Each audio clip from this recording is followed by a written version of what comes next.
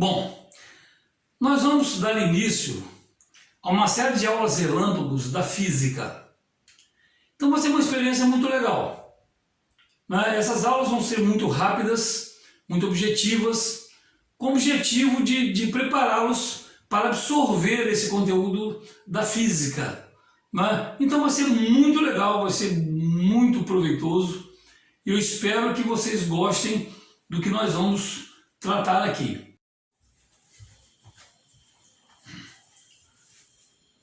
Bom, a física clássica, a física estudada nos bancos de escola, ela está dividida em 5 grandes ramos: a mecânica, a termologia, a ótica, a acústica e a eletricidade. A mecânica estuda os movimentos, estuda cinemática, estática, dinâmica. A termologia estuda calor, temperatura, dilatação térmica, máquinas térmicas e coisas dessa natureza. A ótica estuda a luz, os instrumentos ópticos, defeitos da visão e transmissão da luz, velocidade da luz e coisas dessa natureza. A acústica estuda o som, as notas musicais, o timbre, volume, altura e tudo que envolve, na verdade, o som. A eletricidade estuda os circuitos elétricos, as cargas elétricas, instalações elétricas, motores elétricos, geradores elétricos, potencial, força elétrica, campo elétrico e muitas outras coisas. Normalmente é estudado assim: a mecânica no primeiro ano, termologia, ótica e acústica no segundo e eletricidade no terceiro ano. Então, no primeiro ano nós vamos estudar mecânica, no segundo ano nós vamos estudar termologia, ótica e acústica e no terceiro ano nós vamos estudar eletricidade, ok? A eletricidade está dividida em eletrostática, eletrodinâmica e magnetismo. A eletrostática estuda as cargas elétricas em repouso. A eletrodinâmica estuda as cargas elétricas em movimento. E o magnetismo estuda um misto de cargas elétricas em movimento com cargas elétricas em repouso, né? E normalmente é utilizado o termo eletromagnetismo. Mas eu não gosto de usar o termo eletromagnetismo e sim magnetismo, porque eletromagnetismo, na verdade, é uma coisa muito mais ampla do que se é estudada na física clássica. Então a eletrostática, por onde nós vamos começar, está dividida em força elétrica, campo elétrico e potencial elétrico. E um conceito importante na eletricidade é o conceito de carga elétrica. E o conceito de carga elétrica, ele tem origem no átomo. O átomo, tradicionalmente representado, ele tem um núcleo e uma região em volta do núcleo chamada eletrosfera, onde os elétrons se movimentam em volta do núcleo, em torno do núcleo. Mas esse é o exemplo tradicional de átomo. Então no núcleo nós temos os prótons e os nêutrons, e na camada eletrônica, na eletrosfera, nós temos os elétrons girando ao redor do núcleo. E os átomos, normalmente, eles são constituídos de uma quantidade. Os átomos, como eles são encontrados na natureza, eles são constituídos de uma mesma quantidade de elétrons e de prótons. Por exemplo, se ele tem 30 prótons, ele tem 30 elétrons e tem 30 nêutrons. Se ele tem 20 prótons, tem 20 nêutrons, tem 20 elétrons. Se ele tem 50 prótons, 50 elétrons, 50 nêutrons. Então a quantidade de nêutrons, prótons e elétrons é sempre a mesma no átomo em seu estado natural. E daí surgem as cargas elementares.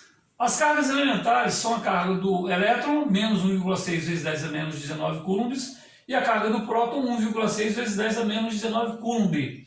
E a unidade de carga elétrica é o coulomb, né? Representado pela letra C.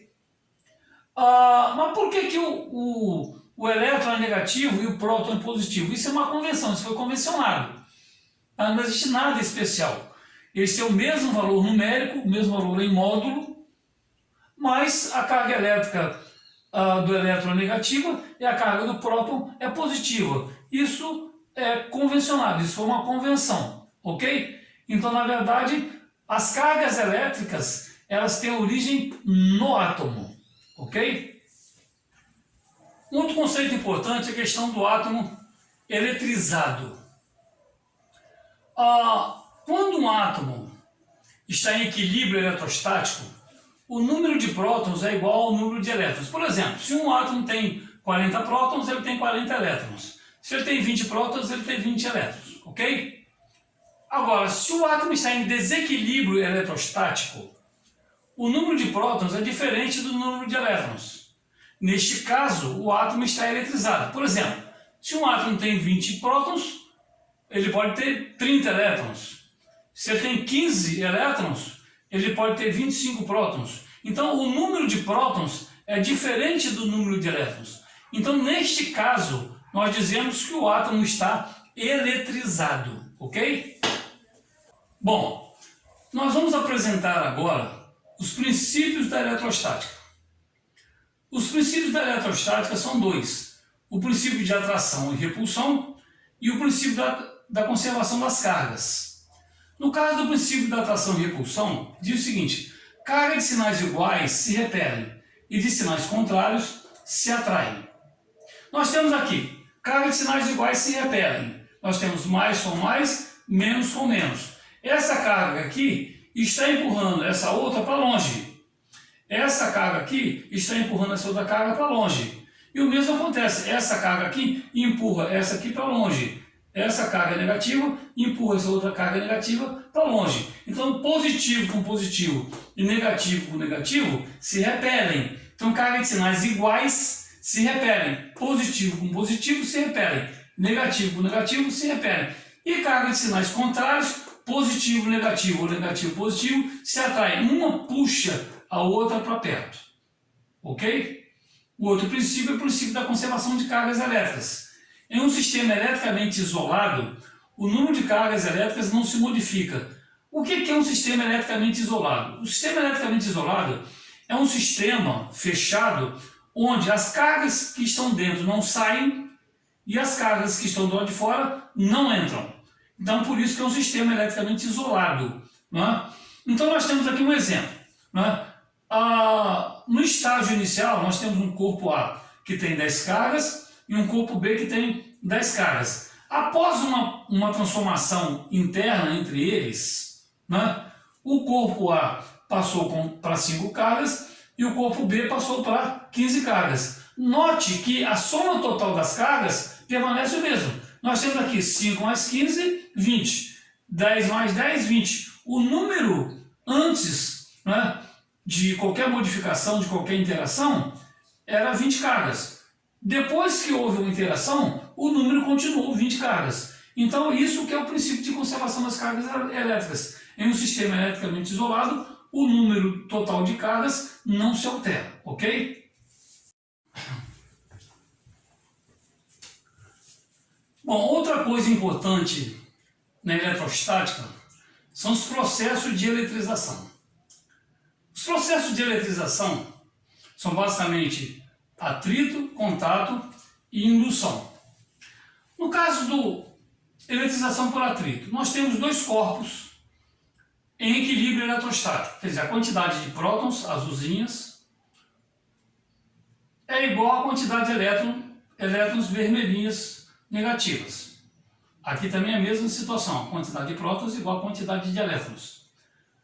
Ao atritar esses dois corpos, ao esfregar o corpo A no corpo B, após o atrito, o que acontece? Cargas negativas do corpo B passam para o corpo A. Então aqui eu tinha 4 cargas negativas, agora só tenho 2. E esse aqui agora, que tinha 4 cargas negativas, ele fica com 6. Note que as cargas positivas permanecem iguais. Eu tinha 4 aqui, continuo com 4 aqui e 4 aqui após o atrito. Mas as negativas, eu tinha 4 no B, passaram 2 para o corpo A. E no corpo B só ficaram 2. Então esse corpo aqui, o corpo A, ficou com mais cargas negativas, então está eletrizado negativamente. Ele tem cargas elétricas negativas sobrando, então está eletrizado negativamente. Esse aqui tem mais cargas positivas do que negativas, então ele ficou eletrizado positivamente.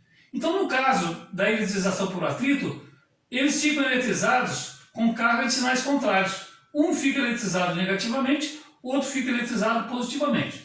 No caso do contato, eletrização por contato, eu tenho um corpo eletrizado positivamente e eu tenho um corpo eletricamente neutro. Aí eu estabeleço o contato de A com B, encosto um no outro. Aí o que acontece? Cargas negativas do corpo B passam para o corpo A. Então eu tinha que 4 cargas negativas, 2 cargas negativas passam para o corpo A. Mas a quantidade de cargas positivas aqui era tão grande que o corpo A continua eletrizado positivamente. E o corpo B agora, o que aconteceu com ele? Ele tem mais cargas positivas do que cargas negativas, porque ele estava em equilíbrio eletrostático, a quantidade de prótons e de elétrons aqui era a mesma, mas aqui o que acontece? 2 elétrons pulam para o corpo A. Então, esse corpo agora, o corpo B, ele tem 4 cargas positivas e só 2 negativas. Então ele tem mais cargas positivas do que negativas. Então ele está eletrizado positivamente. Por quê? Porque ele tem cargas positivas sobrando. No caso da indução, eu tenho um corpo eletrizado positivamente e tenho um corpo eletricamente neutro. Eu tenho um corpo eletrizado positivamente, com cargas positivas, e tenho um corpo B onde o número de cargas positivas é igual ao número de cargas negativas. Eu tenho 4 prótons e 4 elétrons. Aí eu aproximo um corpo do outro. Aí o que acontece? Esse corpo positivo, eletrizado positivamente, vai atrair as cargas negativas para perto dele. E vai repelir as cargas positivas para longe dele. Então o que vai acontecer? De acordo com o princípio da atração e repulsão, carga de sinais iguais se repelem. As cargas positivas vão repelir as cargas positivas para outra extremidade, para a extremidade oposta. E vai atrair as cargas negativas para próximo dele, para mais perto dele. Então esse corpo ele fica com um dipolo elétrico. O corpo A era positivo, continua positivo. O corpo B ele fica com um dipolo, ele fica com um lado eletrizado negativamente e o outro lado eletrizado positivamente, ok?